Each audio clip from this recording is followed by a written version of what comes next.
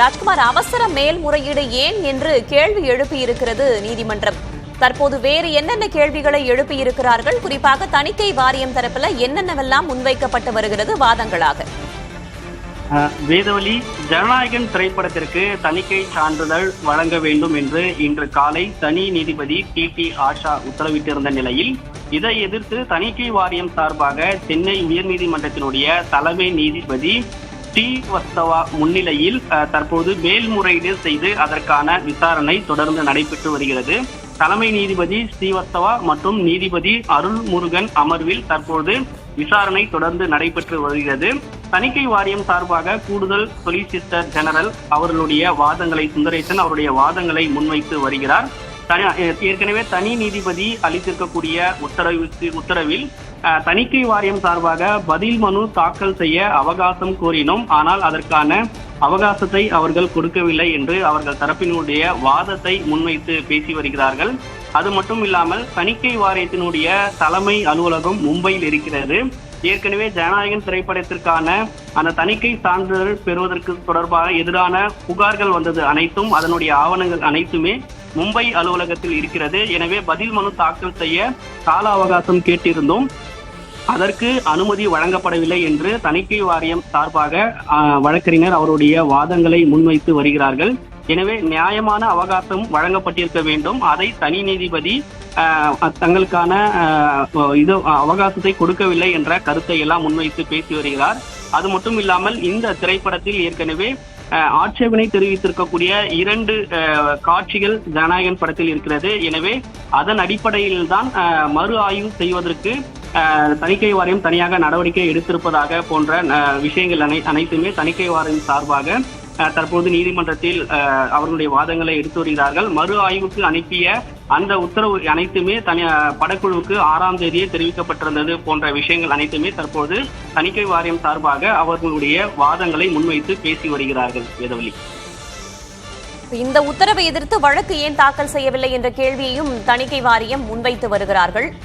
அவசரமாக மேல்முறையீடு செய்தது ஏன் என்ற கேள்விக்கு தணிக்கை வாரியம் சார்பில் என்ன பதில் தெரிவிக்கப்பட்டது? குறிப்பாக அதாவது தணிக்கை வாரியம் தரப்பிலிருந்து நீதிமன்றத்தில் அவர்கள் தரப்பு வைக்கக்கூடிய வாதம், மத்திய தணிக்கை வாரியம் அதாவது தனி அங்கீகாரமாக அவர்கள் செயல்பட்டு வருகிறார்கள்.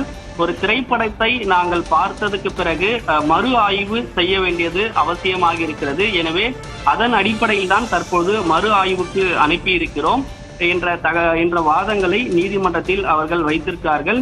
அது மட்டும் இல்லாமல் தற்போது இன்று காலை தனி நீதிபதி வழங்கிய உத்தரவுக்கு பதில் மனு தாக்கல் செய்ய அவகாசம் கோரியிருந்தோம். அதற்கான அவகாசம் கொடுக்கப்படவில்லை என்று அவர் தணிக்கை வாரியம் தரப்பிலிருந்து வழக்கறிஞர்கள் நீதிமன்றத்தில் வாதங்களை முன்வைத்து பேசி வருகிறார்கள். அது மட்டும் இல்லாமல் தனி நீதிபதி உத்தரவிட்ட அந்த விவகாரத்தில் ஏற்கனவே தணிக்கை வாரியத்தின் தரப்பில் இருந்த என்னென்ன நடவடிக்கைகள் எடுக்கப்பட்டது, அதாவது ஜனநாயகன் திரைப்படத்திற்கான சான்றிதழ் கொடுப்பதற்கு முன்னதாகவே பல கருத்துக்கள் தெரிவிக்கப்பட்டது குறித்து பேசியிருக்கிறார்கள். இதில் மிக முக்கியமாக 6ஆம் தேதியே தணிக்கை வாரிய சார்பில் மறு ஆய்வுக்கு செல்லப்பட்ட தகவல் அனைத்துமே தயாரிப்பு நிறுவனத்திற்கு தெரிவிக்கப்பட்டதாகவும் தணிக்கை வாரியம் சார்பாக நீதிமன்றத்தில் வாதங்களை முன்வைத்திருக்கிறார்கள். அதன் அடிப்படையில் தற்போது தணிக்கை வாரியம் மட்டும்தான் அவர்களுடைய வாதங்களை முன்வைத்து பேசி வருகிறார்கள்.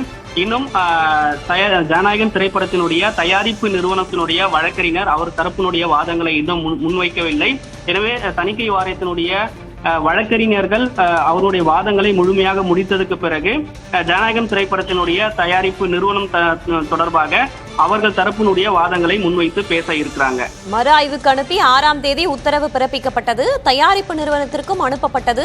இந்த உத்தரவை எதிர்த்து வழக்கு தாக்கல் செய்யவில்லை அப்படின்னு தணிக்கை வாரியம் சொல்லியிருக்கிறார்கள்.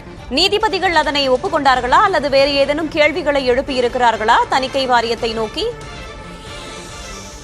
தலைமை நீதிபதி இந்த வழக்கினுடைய விசாரணை அமர்வில் தொடர்ந்து இருதரப்பினுடைய வாதங்களையும் கேட்டு வருகிறார்கள். இந்த வழக்கினுடைய விசாரணை தொடங்கியதிலிருந்து ஏற்கனவே மேல்முறையீடு செய்தது தணிக்கை வாரியம் சார்பாக தான் மேல்முறையீடு செய்திருக்கிறார்கள். எனவே அவர்கள் தரப்பில் இருந்தால் தற்போது ஒரு 30 நிமிடத்திற்கு மேலாக தணிக்கை வாரியம் சார்பாக மட்டுமே அவர்களுடைய வாதங்களை முன்வைத்து பேசி வருகிறார்கள். தணிக்கை வாரியத்திற்கு தலைமை நீதிபதி சில கேள்விகளை கேட்டிருக்கிறார். சென்சார் போர்டு பதிலளிக்க அவகாசம் வழங்காமல் உத்தரவு பிறப்பிக்க வேண்டிய அவசியம் என்ன என்ற ஒரு கருத்தை தலைமை நீதிபதி கேட்டிருக்கிறார். அதே போன்று தனி நீதிபதி உத்தரவை எதிர்த்து இவ்வளவு அவசரமாக மேல்முறையீடு செய்ய வேண்டிய காரணம் என்ன என்ற ஒரு கருத்தையும் தலைமை நீதிபதி தணிக்கை வாரியத்தினுடைய வழக்கறிஞரிடம் கேள்வியை கேட்டிருக்கிறார். தொடர்ந்து தணிக்கை வாரியத்தினுடைய வழக்கறிஞர் அவர்களுடைய வாதங்களை முன்வைத்து பேசி வருகிறார். ஒரு தரப்பினுடைய வாதங்கள் மட்டும்தான் தற்போது இருக்கக்கூடிய நேரத்தின் அடிப்படையில் தலைமை நீதிபதி கேட்டிருக்கிறார். இதற்கு பின்னதாக ஜனநாயகன் திரைப்படத்தினுடைய தயாரிப்பு நிறுவனத்தை சார்ந்த வழக்கறிஞர் அவர்கள் தரப்பினுடைய வாதங்களை முன்வைக்க இருக்கிறார்கள். எனவே இரு தரப்பினுடைய வாதத்தையும் கேட்டறிந்ததற்கு பின்னர் தான் மேல்முறையீடு ஜனநாயகன் திரைப்படத்திற்கான தணிக்கை சான்றிதழ் பெறுவதற்காக மேல்முறையீடு செய்யப்பட்டதில் தலைமை நீதிபதி என்ன முடிவெடுக்கப் போகிறார் என்ற விவரங்கள் தெரிய வரும்.